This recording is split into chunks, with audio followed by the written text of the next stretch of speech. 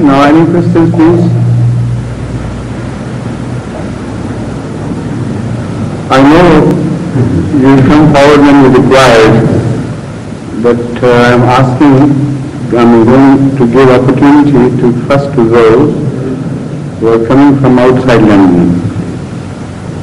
Some people come a day earlier for Ijtima, and some might have come to participate in this marriage ceremony. So, all the rest of the days belong to you. Tomorrow, inshallah, we will hold this meeting at the New European Center, Islamabad. Tomorrow, inshallah. Yes, please?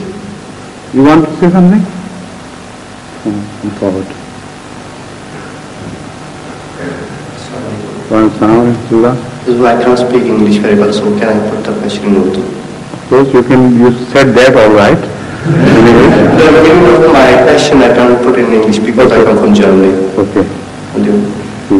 हजूर मेरा दोस्त है हमारे वहाँ पे Czechoslovakia के, तो उनसे बहस हो रही थी, तो कह रहे हैं हम तो किसी मौत से या किसी किस्म की चीज़ को नहीं मानते, तो साइंसी तरीके से आप क्या प्रूफ कर सकते हैं कि जो सी रूह है वो मरने के बाद ऊपर जा रही है?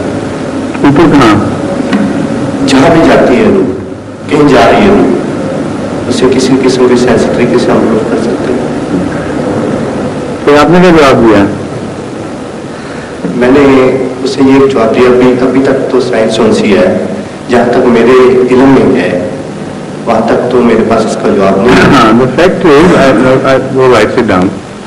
The question is that a Czechoslovak friend of, what's your name, please? Kalim? Your name? Halim. Or Halim? Halim, yes. This Emily Halim was a friend, Czechoslovak friend, and he asked him about the nature of spirit or soul, and he wanted to find out if it can be proved scientifically that the soul exists even without body, and after that it gets separated and gets or ascends or whatever happens to it, but it still leads an independent life without the help of the body. Now, before we begin to answer such a question, it's very important to find out the fundamental definition of science. Science is a subject which deals with experimentation, and for experimentation you must have something available without which you can't make an experiment. A thing which is not detected by the five senses, no experimentation can be held on such a thing. So the first question should not be this, whether you can prove the existence of spirit scientifically or not. The first question should be raised as to whether the soul of the question of spirit does belong to a scientific region or does not. This is the fundamental question. If you do not know the ABC of a thing, so-called thing, that so-called thing would lie outside the domain of science, according to the accepted, established definition of the scientists. So after this, the second question would be, if something lies outside the five senses, can we believe it, or can we not believe, or must we not believe it? Now that question separates the religious domain from the worldly domain, and not only the question of spirit, but all that belongs to religion comes under censure from science. They say we know only the five senses, we can perceive through five senses.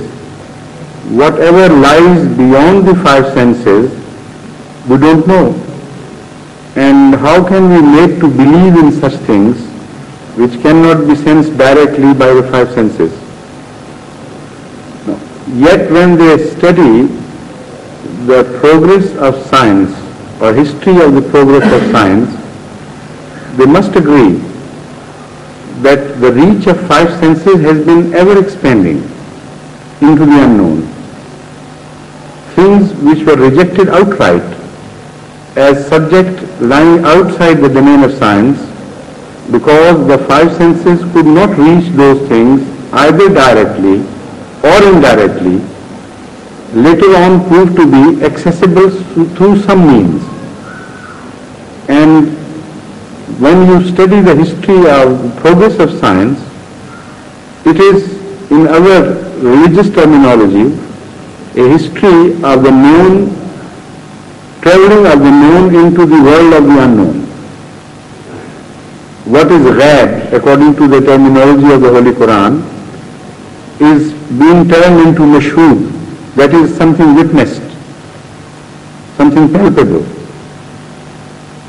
For instance, the concept of radio waves and television, if this concept was revealed to a people 200 years ago, they would just mock at it, turn it down as most unscientific and something which should be rejected outright, because five senses cannot reach such a thing.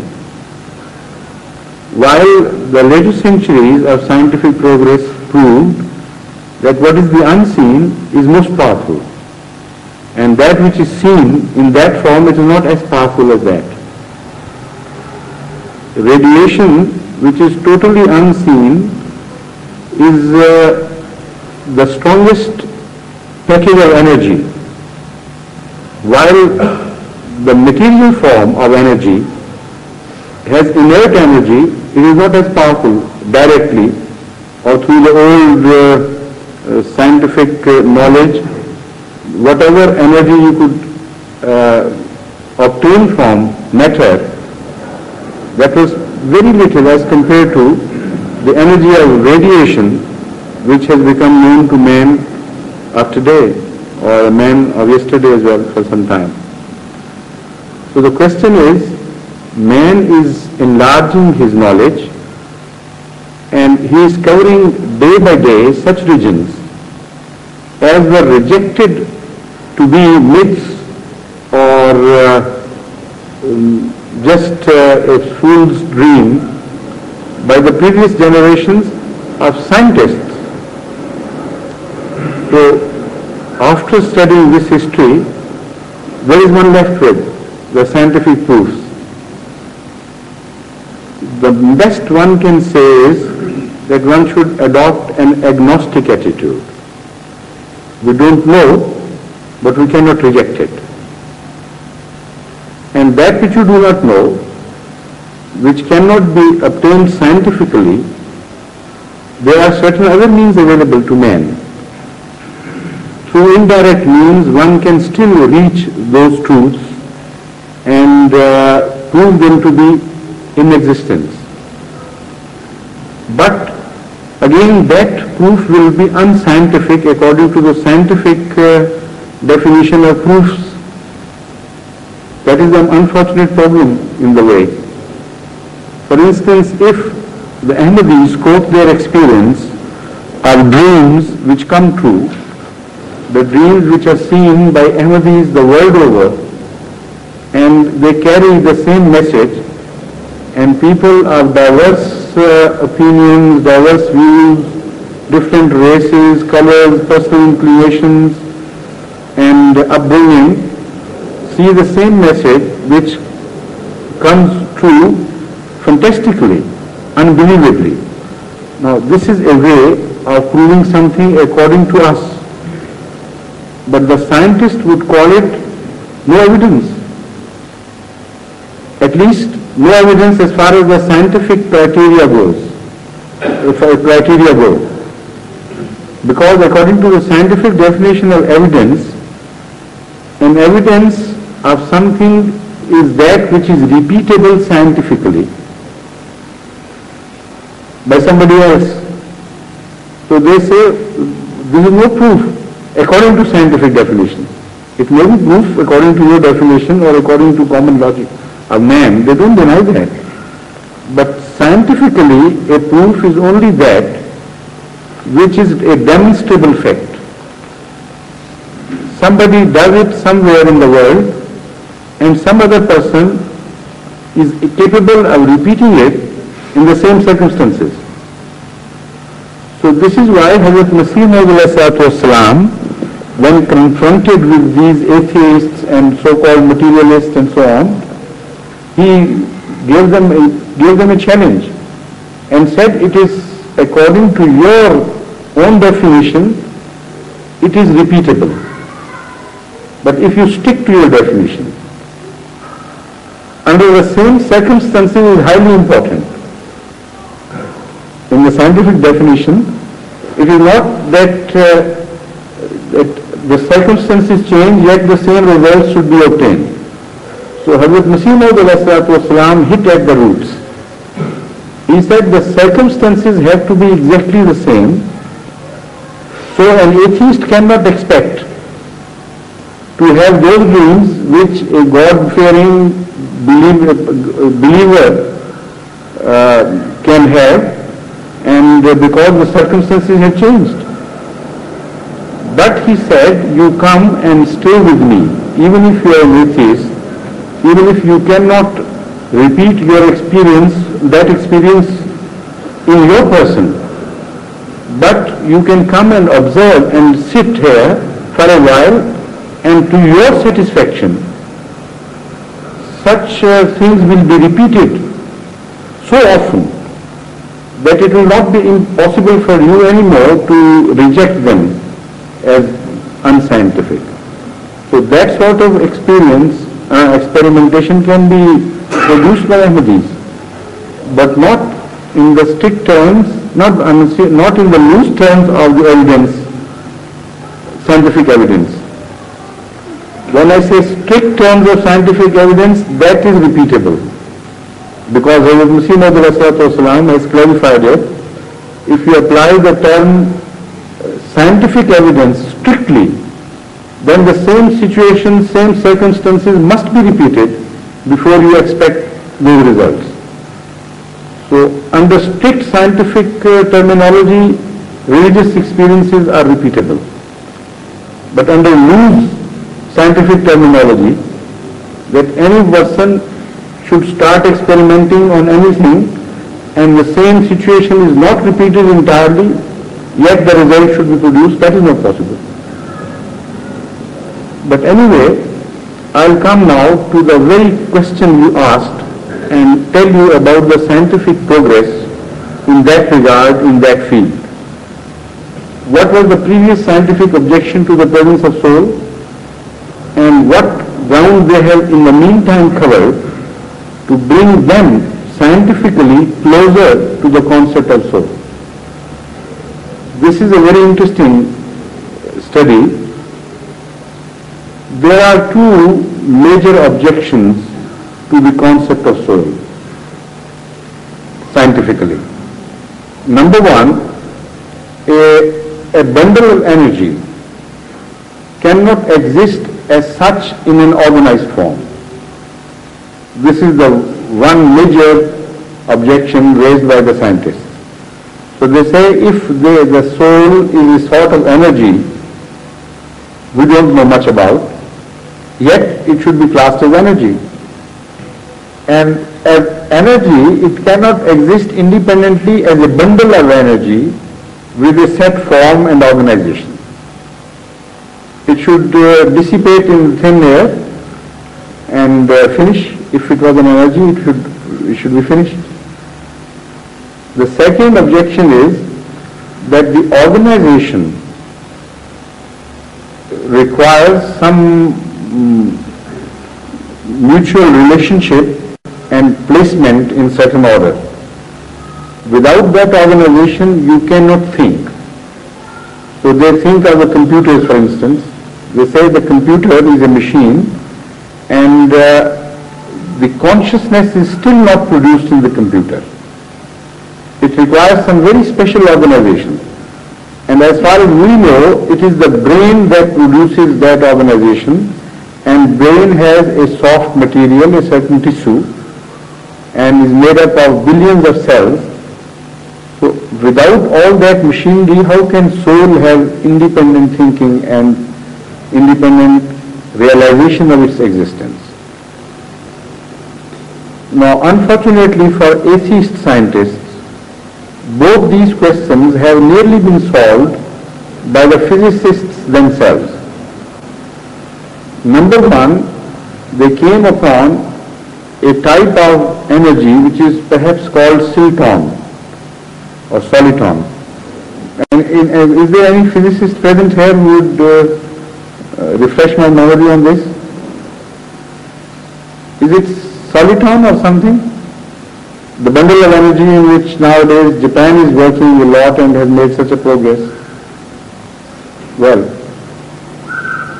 forget the name for the timing, maybe I'm mispronouncing it, but whatever the name was, it was made of SLTN, with some vowels in between. So that was a discovery made some time ago, accidentally, by someone who was driving his boat against the flow of water, and it was being driven by a horse along the bank. Now, the waves of the boat should be left behind in some form for a while and then dissipate into the entire water surface. But he was surprised to find out a very strange thing happening. When he made the turn, he suddenly saw the bundle of wave leave that boat and travel forward. The boat stopped and the bundle kept on traveling for a long distance. So he was shocked to see, because he himself was a scientist. So he said this cannot happen, so he reported it to some scientific journal, and the scientists started paying attention to this phenomena. Now they have proved positively, not only beyond doubt, but they are now making solitons themselves in very small bundles of energies, and Japan is using them in most modern computers. Soliton means a form of energy which does not dissipate but is found in a particular form and organization. And something happens that it holds itself from within and keeps its form. So when scientists came upon it and experimented, they were surprised that this can happen. Things can exist outside the material bondage. Independently, energy can exist in some form.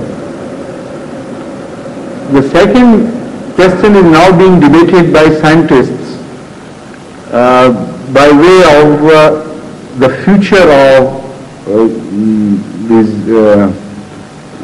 computers and the nature of brain and the possibility of some sort of life existing outside this known world.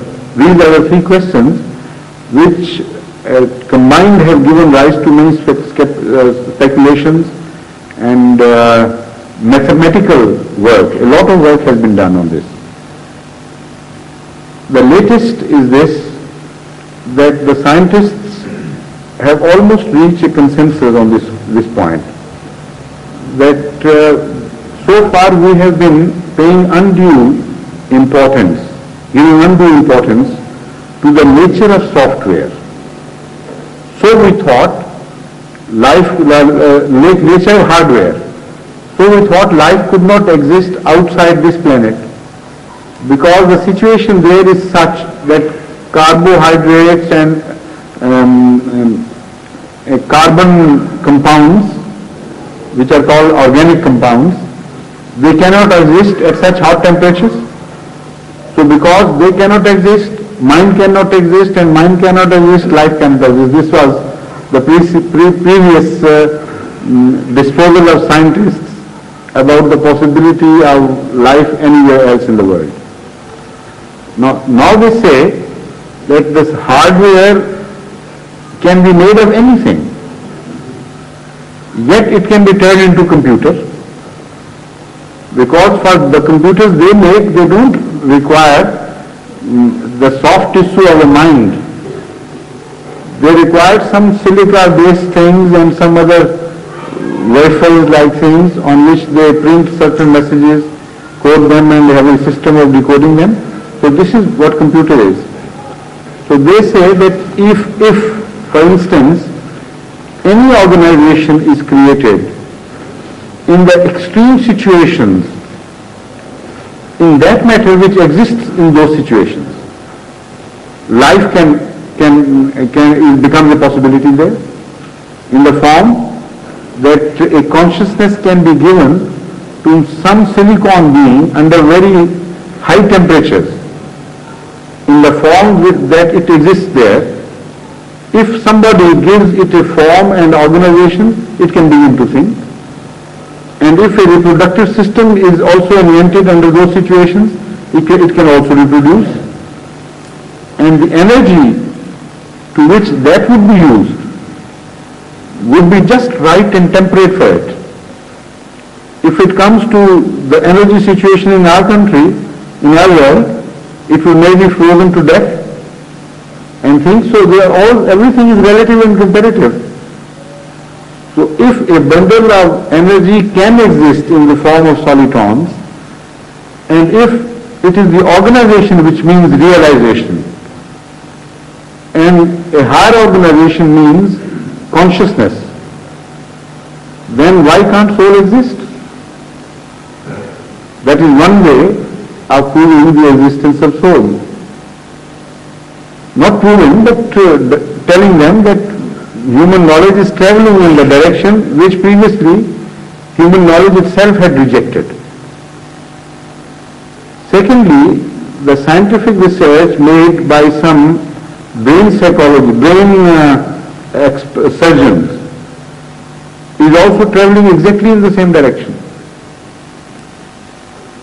I have been quoting such names as Dr. Eccles and Dr. Pencliffe. They are both neurologists of the highest fame and respect. And as far as I know, both are Nobel laureates. Dr. Eccles, who is a Swiss perhaps originally, he got settled in America for a while, and now I think he's again settled in Zurich somewhere or some other town of Switzerland. But he is a man who is known to every medical expert who knows anything about nerves, because he is one of the greatest neurologists of the modern times. And Dr. Pencliffe is one of the greatest surgeons ever produced in the field of epileptic surgery. He has some glorious cures to his credit. He took the rotten parts of the brain out and re-sewed it and packed it, and the man started functioning normally. So both these top men in their field have written books independently, and both have reached this conclusion, to the chagrin of the rest of their scientific friends, scientific comrades, that brain is not all. There is something as mind which exists independently of brain, and in fact supervises brain and controls brain, and it is not matter. It is something else. So there is a book, Mysteries of Mind, written by Pencliffe, which would be available perhaps in the markets here. Anybody interested can read that book, and he will be surprised how scientifically he has proved. He is not a layman, he is not a religious person at all. But he says, I am helpless. I have reached a conclusion after an experimentation of all my life which was devoted to this subject. I was compelled by facts of life to ultimately reach this conclusion that brain is not mind. Mind is something different, and it is the mind in whose hands brain is working like a slave, like an apparatus. But I have cut off, he says, those portions of the brain which were responsible for certain actions. Yet the mind worked through some other parts. It existed in a way, but I don't know the language which he uses. He speaks in the diction of scientists of this particular branch of science. So anybody can start and can study that book and find out. So this finger is also pointing in a different way to the same subject of the existence of soul. And they say it in so many words that whatever name you may give to mind, you may call it Atma or soul or the higher energy or whatever you may please, but there is evidence that there is something beyond matter which exists. Yes, please.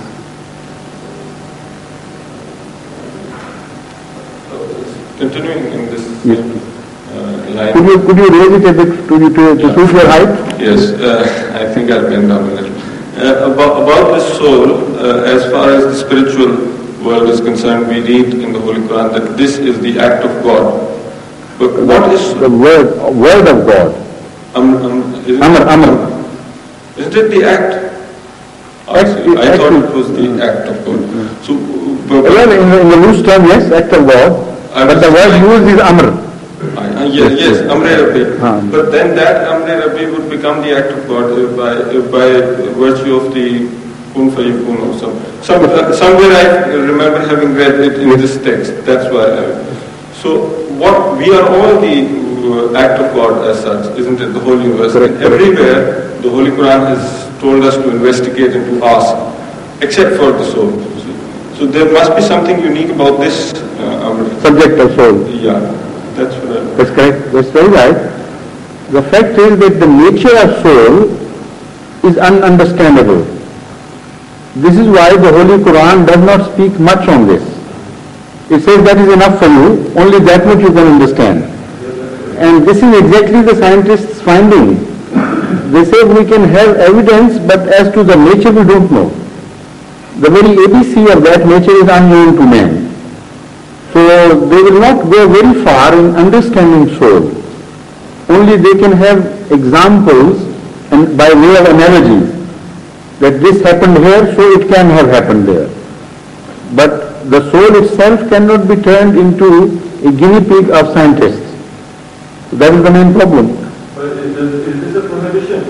No prohibition. Generally it is told in that no harm. No. There is no prohibition whatsoever. Anybody can experiment.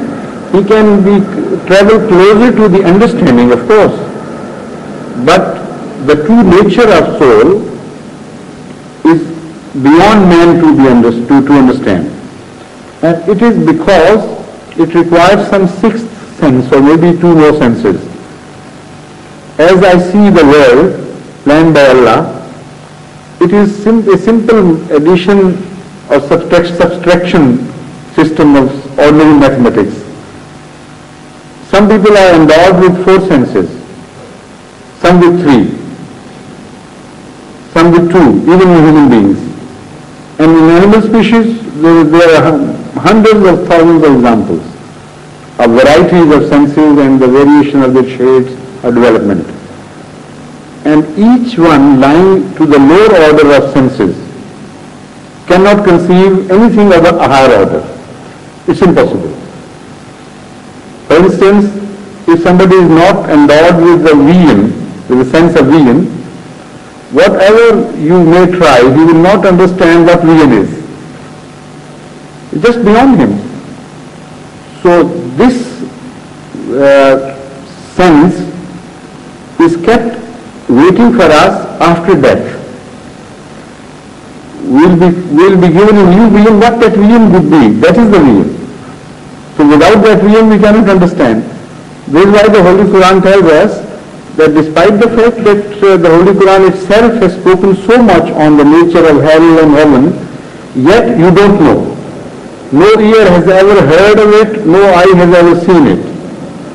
While descriptions we read.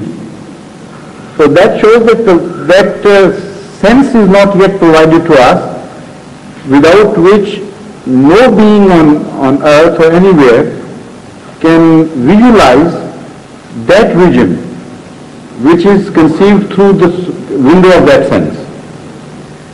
So some windows would be added. We don't know how many senses there are. We only know 5. And the lower beings know maybe some 4 and some 3 and some even less.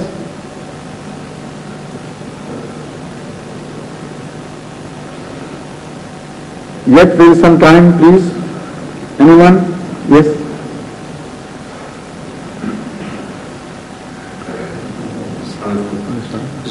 I've got a couple of questions, if time permit. I'll ask the second ones as well. Fine. I've got 2 questions, and if time permits, start with the first and we'll see. Yes. My first question is that when certain children are born with certain deformities or crippled, or even if when they come to suffer at a later stage, is this in any form a punishment for the parents or for their wrongdoings? Not necessarily. When it is only for their good. But I have spoken at length on this subject, as we had here. At some different time. And you can listen to that cassette, and inshallah you will find out all the various relevant aspects of the question answered, or at least an attempt, I can say, is being made on my part to answer various aspects. But the punishment question part is something to which I have to add something. Sometimes, by an ordinary law of nature, people suffer as a result of scheme of things. And that has to be, it's unavoidable. Unless you change the whole scheme and provide a better scheme, you can't change that order. An individual will have to suffer somewhere in a society. And you can call it a game of chance or whatever you may please. But those casualties are calculated casualties in the broader scheme. And they are unavoidable. But those casualties may occur in certain situations where they can become a source of some reward. When you are conscious of the scheme of things and conscious that Allah has made it, then you also suffer as well as an atheist suffers if he falls victim to that particular portion of that scheme. Now the attitude will be different. An atheist's attitude would be, yes, it has happened. He may call some bad names to nature and do away with it. No, they have done with it, but that's all. It's neither a crime on his part nor reward-winning attitude, because he is not concerned, he doesn't believe in anything. Among the believers there are 2 types of attitudes. Those who believe in God, they begin to censure him for whatever pain they suffer, and when something good happens to them, they say, well, we achieved it and we have done it. So neither good is good for them nor evil is good for them. The Holy Quran describes them, Namahu akramahu, yaqul Rabbi, officer hai? أما الإنسان إذا ابتلاه ربه فأكرمه ونعمه فيقول ربي أكرمه. No, أهانه, I'm talking about the أهان. أما إذا ابتلاه ربه فقدر عليه رزقه. قدر, yes, that's the one I wanted to say. أما إذا ابتلاه ربه فقدر عليه رزقه فيقول ربي أهانن. وأما إذا ما ابتلاه ربه فأكرمه ونعمه فَيُقُولَ رَبِّي أَكْرَمَنِ كَلَّا لَيُنْبَذَنَّ فِي الْحُطَمَةِ. Now, apparently both these verses apply to different situations, and one appears to be a praiseworthy situation and the other appears to be a condemnable situation. Yet both these situations are condemned by the Holy Quran. Why? I'll explain. The Holy Quran talks of those people who take pride in small gains and lose hope when they suffer. And that particular attitude is censured here by the Holy Quran. Amma iza mabtalahu rabbuhu fa akramahu wa na'amahu. Those, yes, that I know. Yes. I only recited half part intentionally. Yes. Amma al-insanu iza mabtalahu rabbuhu fa akramahu wa na'amahu. When Allah tries man and honors him and grants him some provisions, na'amahu. Yaqul Rabbi akraman.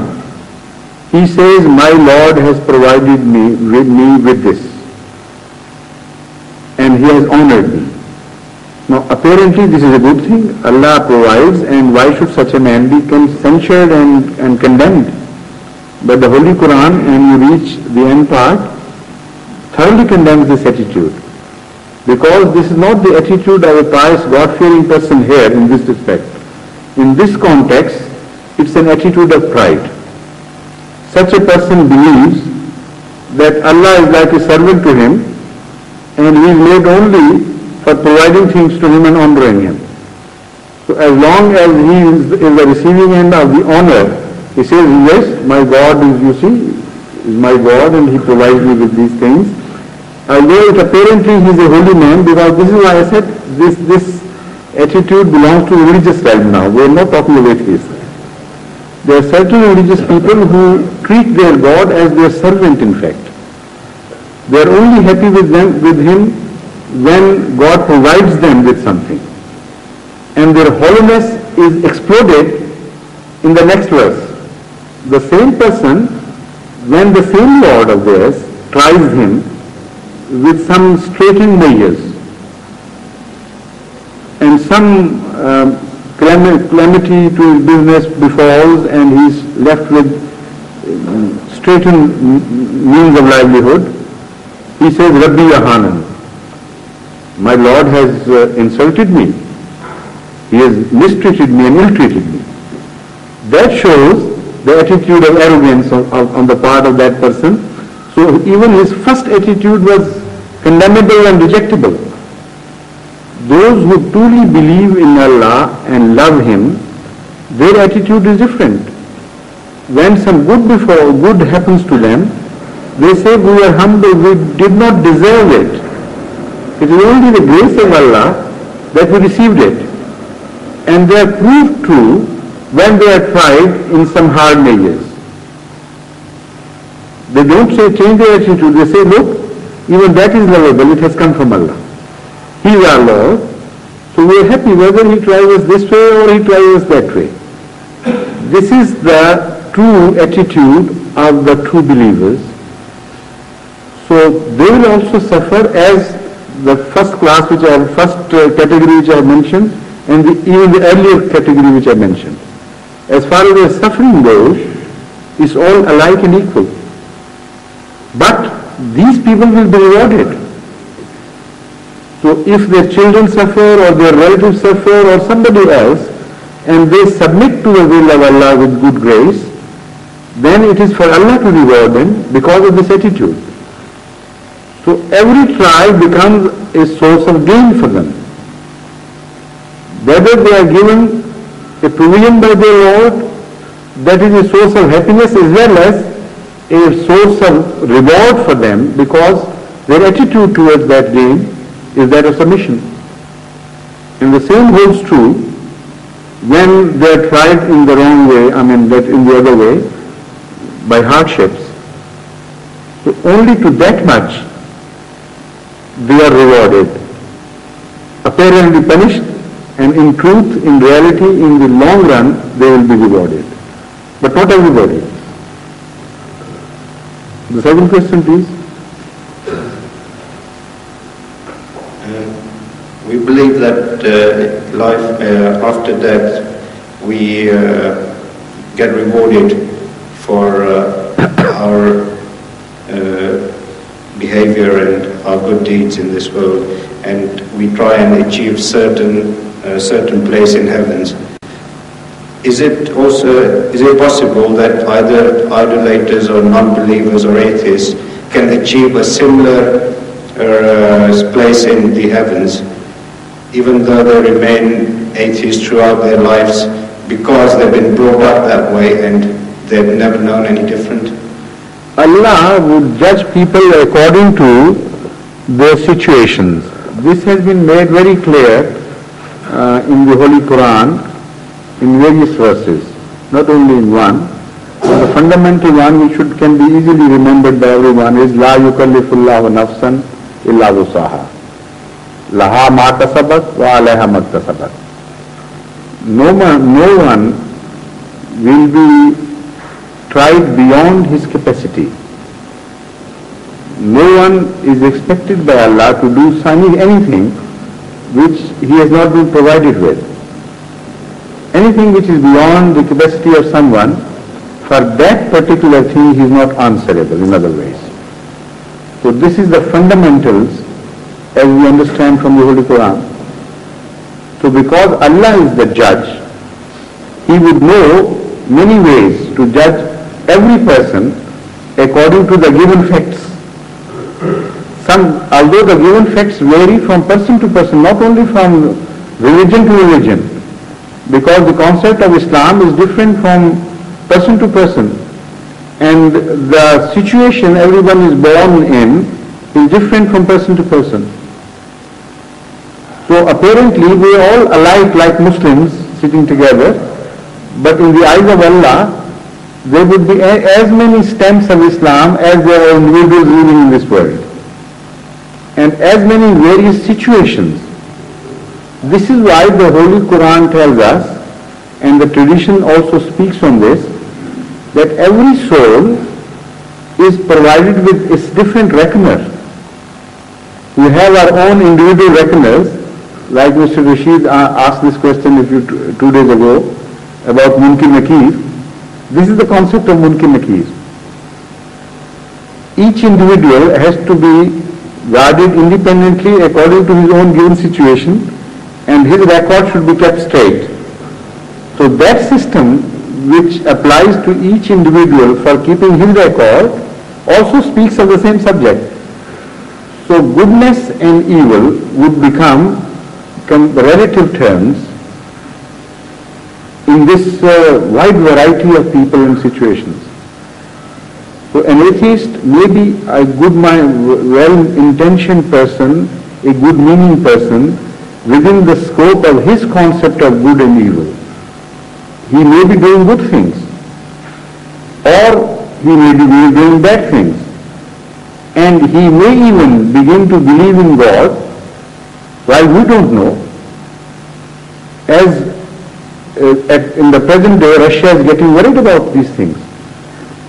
They have constituted a commission to recommend to the government measures and means to wash the minds of the youth so that they do not travel towards the concept of God, as they are being voted nowadays to do. So God is born out of atheism. If the attitude becomes correct and well poised, because the previous generations were generations of births of hatred. They were born out of some hatred they nourished against a certain class. The youth in Russia is no longer the child of hatred. The youth of today has become a neutral youth who is being brought up ordinarily with just a rational approach. So with that corrected bias, which was previously held by the Russians, he is more likely, more prone to become religious. And this is now exactly which is being observed by the Russian people themselves, and they are getting worried. As I told you, they are trying to introduce measures whereby the youth would be completely disbriefed on this question. Yet they can't stop it. It is a natural growth, because according to Hazrat Muhammad Mustafa sallallahu alaihi wasallam, every man is born, every human being is born on fitrah, which is Islam. So if you don't interfere with it, a God has to emerge from within you, because He has created you and you know better than anybody else, according to the claim of the Holy Quran. Alastu rabbukum qalu bala is exactly that situation to which the Holy Quran is pointing. That within every soul, if one realizes and sinks into oneself, there is an answer that I am not just chemistry, I am not just physics, I am something. And that something has some deep sympathy and association with that creator. So this is what is happening to Russia, and such people who are traveling in that direction and they are interfered with by artificial means. Naturally Allah knows how far they traveled and how good they were, and He would reward them. I can't believe in a God who is more like a mullah than a God. Our God is the creator of the universe, is so great, so immense, it's unbelievably so. So our limited vision should not try to limit the capacities or the wisdom or the mercy of God, which are absolutely boundless. Now the Azan, please. I'm sorry, I'm sorry. I forgot. So we can sit for a few minutes more, if you please. It was a thought of prayer which was compelling me to stop, write a dot. But if there is any question, I can sit for a few minutes more. But you are a professional, aren't you? You can be used later on at the time of exigency. Yes, please. You know, for today, for tonight and for tomorrow, I should prefer questions to be asked by the visitors rather than the Londoners, because the Londoners have opportunity every day. Yes, please. जो सवाल ये था, एक दोस्त ने किया था, उसका भी जवाब नहीं दे सके कि अल्लाह ताला ने वादा किया था कि हज़रत मोहम्मद सल्लल्लाहु अलैहि वसल्लम जो से वो शहीद नहीं होंगे, वो किसी हाथ से नहीं मरेंगे. उसका मतलब ये था सवाल का. तो उनका दान जो सा वो क्यों शहीद हुआ? क्या हुआ? दान. You know, Allah Ta'ala, I understand. The question is very, I can't say stupid, but I'm inclined to say that. Actually, मुझे खुद इल्म नहीं है कि अल्लाह ताला ने इस किस्म का कोई I tell you, there are two verses which speak on this subject. Number one, Ma Muhammadun illa Rasul, qad khalat min qablihi rusul, afa in mata aw qutilan qalabtum ala aqabikum. Muhammad sallallahu alaihi wasallam, peace be upon him, is no more than a prophet. Whatever his status be, he is a prophet and not beyond a prophet. Ma Muhammadun illa Rasul. Qad khalat min qablihi rusul. And the phenomena of prophethood is not new. Many prophets have passed before him. So you can judge him according to their fate, not according to the fates of angels or people beyond. After that, the Holy Quran says, Afa in mata wa qutila. So if he dies a natural death or he is murdered, what right do you have to leave Islam and become renegades? Haven't prophets before him murdered? This is the question, in fact. if he is a prophet and no more than a prophet, if prophets before him are known to have been murdered, then even if Muhammad Mustafa sallallahu alaihi wasallam is murdered, what right do you have to reject Islam and become a renegade? This is the question asked in the end. Allah aqabikum. So that shows that there is every possibility of Muhammad sallallahu alaihi wasallam being murdered as such. As such, if a prophet is murdered, it is not against the truth of his prophecy. The second verse which is applicable and which is more personal than general about Muhammad sallallahu alaihi wasallam is this, Wallahu yasimuka minan nas, that do your ministry as we have commanded you, and we promise that Allah would save you from the people. Here it is, the word used is save you, not that every hair or every tooth and every muscle of your body will be saved, because elsewhere it is said that the Holy Prophet is also, along with the Mu'mineen, suffering in the cause of Allah, in the path of Allah. So generally is described how Muhammad suffered there. So this promise, as he has conceived, your friend has never been made anywhere in the Holy Quran. In the principle, it is not against the principle if a prophet is murdered. Number two, Muhammad sallallahu alaihi wasallam was promised to be saved ultimately as an individual. It was an additional promise to him. Not that just by the virtue of being a prophet he should have been saved.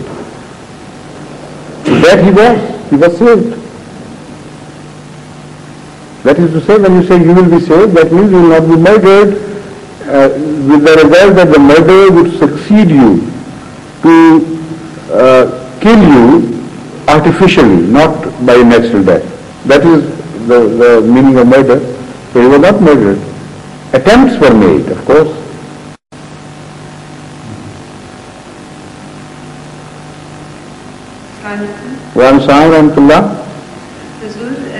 As we are all excited about tomorrow's opening ceremony of the Great Mission, and I would just like to ask Huzur, why aren't women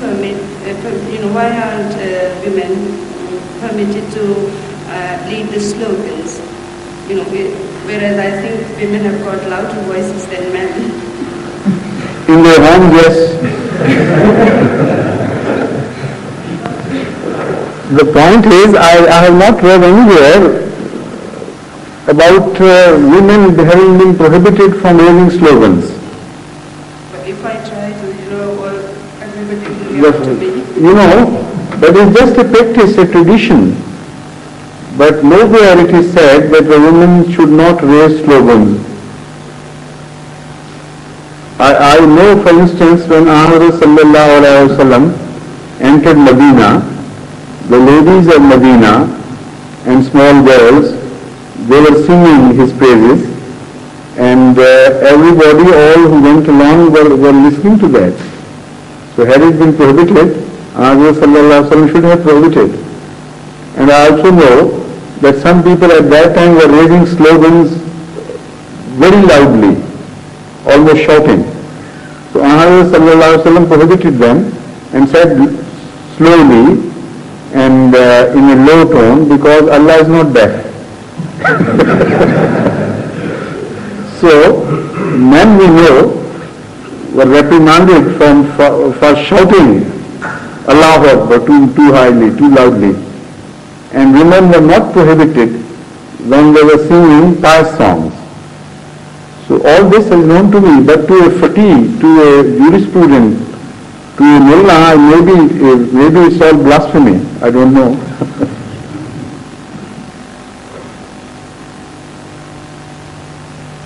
So is that all?